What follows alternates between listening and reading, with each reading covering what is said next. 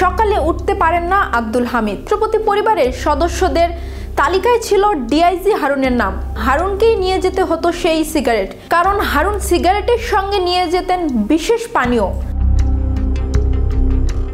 দেশের ১ নম্বর ব্যক্তির বসবাস যেখানে, সেই বঙ্গভবন ঘিরে সার্বক্ষণিক নিরাপত্তায় স্বতন্ত্র ইউনিট, প্রেসিডেন্ট গার্ড রেজিমেন্ট, সরকার ও রাষ্ট্রের যে কোনো পদবীধারী, এমনকি খোদ প্রধানমন্ত্রীকেও সেখানে প্রবেশে নিতে হয় পূর্বানুমোদন। কিন্তু এই নিয়মের ব্যতিক্রম একজন পুলিশ কর্মকর্তার বেলায়। দেশের সার্বভৌমত্বের প্রতীক সাদা বাড়িটিতে তার অবাধ প্রবেশাধিকার।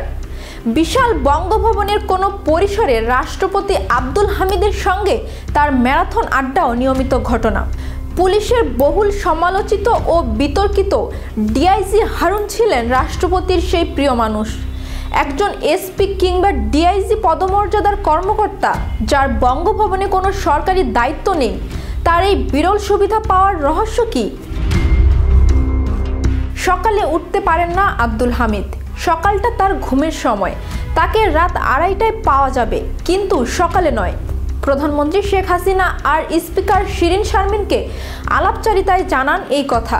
কেন এত রাত জাগা তা আর বলেননি তিনি, তবে প্রায় তাকে সঙ্গ দিতেন ডিআইজি হারুন। তথ্যানুসন্ধান বলছে, বঙ্গভবনের রাষ্ট্রপতি পরিবারের সদস্যদের তালিকায় ছিল ডিআইজি হারুনের নাম। তার সঙ্গে সরকারি প্রটোকলের বাইরে ব্যক্তিগত সব রকমের সম্পর্ক রাখেন রাষ্ট্রপতি।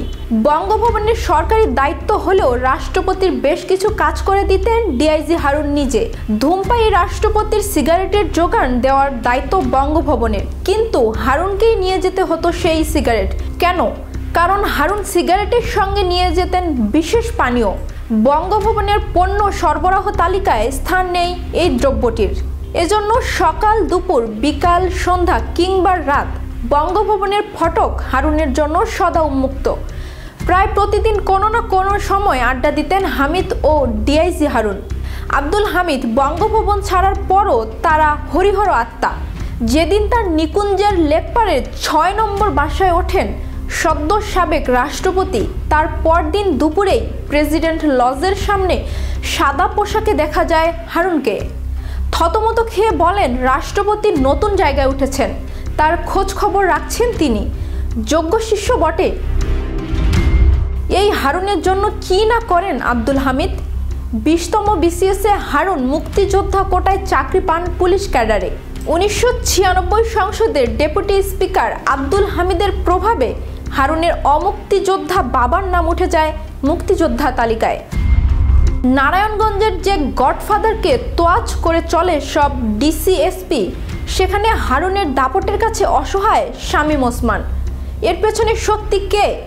এক শিল্পপতিকে তুলে নিয়ে যাওয়ার ঘটনায় পুলিশ সদর দপ্তরে সংযুক্ত হারুনকে রাষ্ট্রপতির প্রভাবে পদায়ন করা হয় ডিএমপিতে। মানুষ জানতো হারুনের এমন বেপরোয়া প্রভাব আর দুর্নীতির পেছনে আছে প্রধানমন্ত্রী শেখ হাসিনার প্রশ্রয়। আসলে হারুনের মাথায় আশীর্বাদের হাত আব্দুল হামিদের। তবে ২০১১ সালে বিএনপির চিফ হুইপ জয়নাল আবেদিন ফারুককে শারীরিকভাবে লাঞ্ছিত করে হারুন নজর কাড়েন শেখ হাসিনার। এরপর শেখ হাসিনা হামিদের ২ হাতের আশীর্বাদে তরতর করে তার কাঁধে উঠতে থাকে পদোন্নতির র্যাঙ্ক। বিভিন্ন বিশ্ববিদ্যালয়ের সমাবর্তনে হাস্যরস করা রাষ্ট্রপতি ঠিকই চ্যান্সেলরের লিখিত বক্তৃতায় শোনাতেন নীতিকথা। ইন্টারমিডিয়েট পরীক্ষার লজিকের রেফার পাওয়া আব্দুল হামিদ বলতেন, ছাত্র খারাপ ছিলেন কিন্তু নকল করে পাশ করতে চাননি কখনো। অথচ তার কোলেই বেড়ে ওঠে এক দুর্নীতিপরায়ণ পুলিশ দানব। হারুনও যেন অকৃতজ্ঞ মানুষ নন। কিশোরগঞ্জে তার ২০০ কোটি টাকার অভিজাত রিসোর্টের নাম রাখেন প্রেসিডেন্ট রিসোর্ট। তাতে অবশ্য ৩০ একরের এই রিসোর্টে জায়গা হারানো মানুষের কান্না পৌঁছায়নি বঙ্গভবনে। টানা ২ মেয়াদ দায়িত্ব পালন শেষে আব্দুল হামিদ বঙ্গভবন ছাড়লেও হাত ছাড়েননি হারুনের। নিকুঞ্জের বাড়িতে হারুনের ছায়া তার চারপাশে। তবে ৫ আগস্ট গণ অভ্যুত্থানের পর একাকী হয়ে পড়েন সাবেক রাষ্ট্রপতি। মাঝে মাঝে পূর্বমুখী বারান্দায় এসে বসেন ভাটির শার্দুল। সামনেই লেকের টলটলে পানি। কুড়িল ফ্লাইওভারের সোডিয়াম বাতির আলোয় লেকের পানিতে হয়তো বঙ্গভবনের ছবি ঝলমল করে ওঠে। আনমনা হন কি আব্দুল হামিদ? নিজের 50 বছরের রাজনীতির নানা কথা মনে পড়তে পারে পাকিস্তান জাতীয় পরিষদের এই সর্বকনিষ্ঠ সদস্যের। একই সঙ্গে হারুনের কথাও মনে পড়ে নিশ্চয়ই। সে কি এখানে থাকতে পারতো না? এমন প্রশ্ন কি আসে সাবেক রাষ্ট্রপতির মনে?